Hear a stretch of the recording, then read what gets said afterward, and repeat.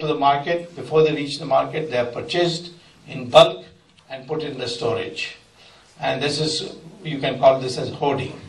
Same thing with the vegetables, fruits, sugar, cotton, so on, so many other things. So there is shortages created in the market, and therefore inflation takes place. So in our country, we find our growth rate is claimed to be 9% per year in GDP, but our inflation rate is 16%. And people are daily complaining. When it rises great heights, then they open the godowns and the commodities come, and they made a cool profit on that. So this is another way.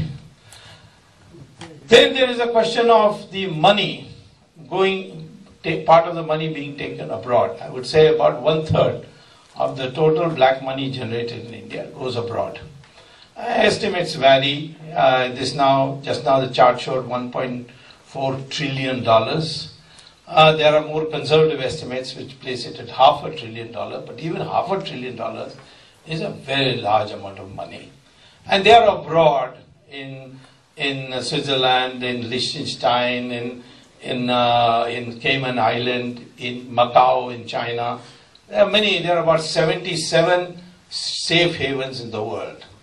And these 77 safe havens, you can put the money. Nowadays, you don't even have to travel out, because you can sit in your home and get a Hawala operator to put the money abroad to a friend who can then, through online banking, or go to the bank and go to the automated machines and open your account. So, therefore, this money that is yours, which should be used for investment in your country, is going abroad. But worse things are happening with this. And for this, the credit must go to Mr. Chidambaram, whom I am expecting would be in jail by the end of August.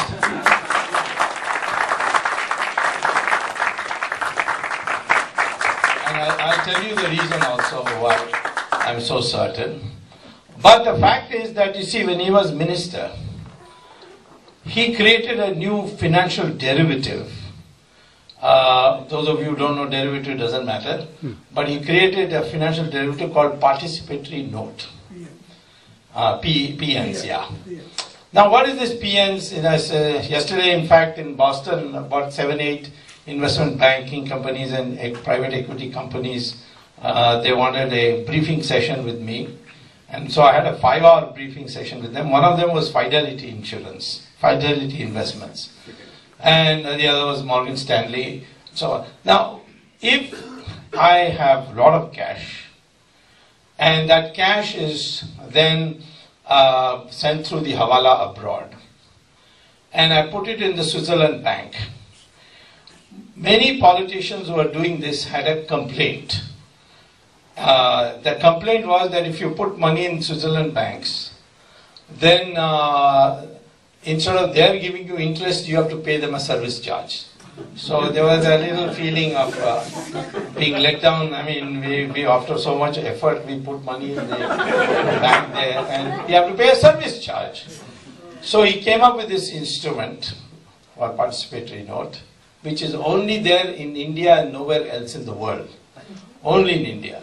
So when you have got your cash in abroad, you take the cash in a sack or a suitcase or whatever, go to Fidelity Investments or go to Morgan Stanley and put it on the counter and say, give me a participatory note. And they will give you a participatory note, which is only valid in India, which will have nothing but the amount you have given on the counter. So you take that one participatory note, say you take it for, say, $100 million. You come to India and you go to the stock market and you invest it.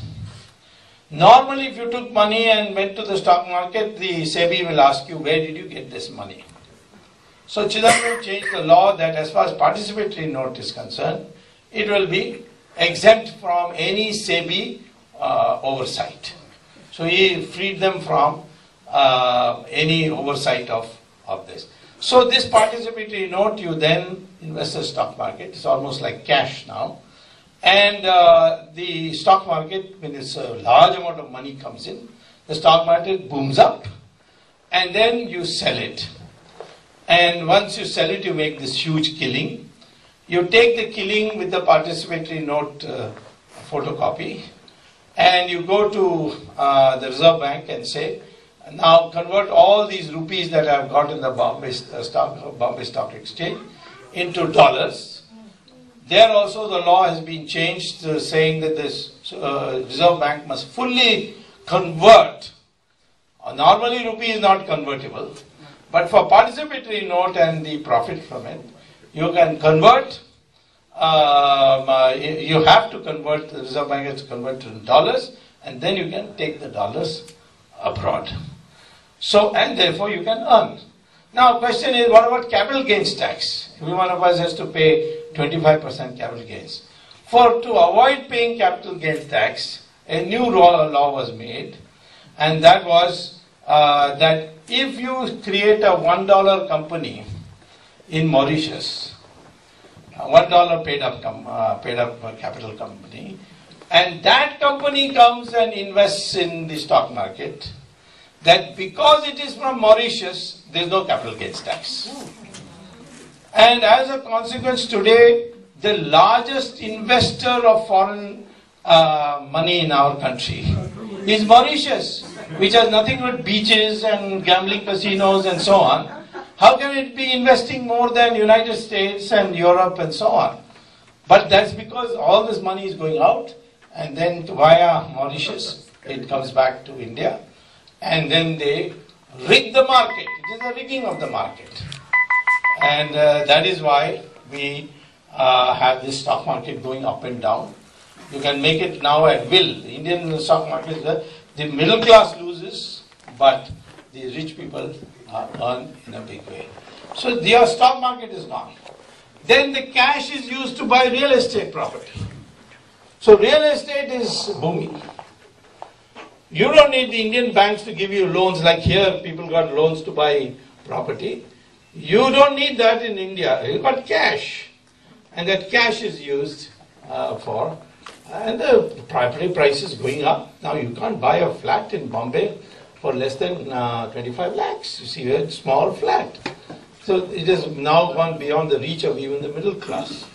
So you see, they look at the amount of distortions that have taken place. And then this corruption, once it becomes a habit, then you can do anything. Mr. Chidambaram, as finance minister, he said that India cannot produce high quality currency paper with a proper watermark and all. But England, there is a company called De La Rue, which prints that. So we buy from them, so that we can have high quality, like the 1,000 rupee note, you see, has a very high quality paper. And this has been bought from De La Rue. Now the Indian Intelligence Bureau objected, saying that, you see, this De La Rue also gives prints currency paper for Pakistan. So if you buy from the same company, then Pakistan can use that watermark and all that. They can, after all, these people in England, they don't owe you anything, they are businessmen. The Pakistanis will buy. All the Pakistani ISI printed counterfeit notes today, which are becoming very difficult to detect, which come to India via Nepal, they are because De La Rue sells them this currency paper.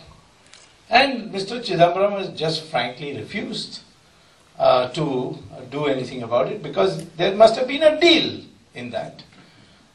The CBI then, not knowing what is going on, they had got a tip-off and they went and raided Reserve Bank offices. But that case is now in cold storage. When I get little time from 2G, I will take up that case.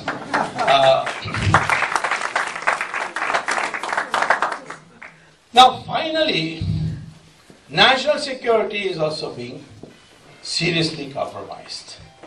You see, if money can buy everything, then foreigners will also buy you. If they can't defeat you in the battlefield because of the valor of your soldiers, they can at least buy you out.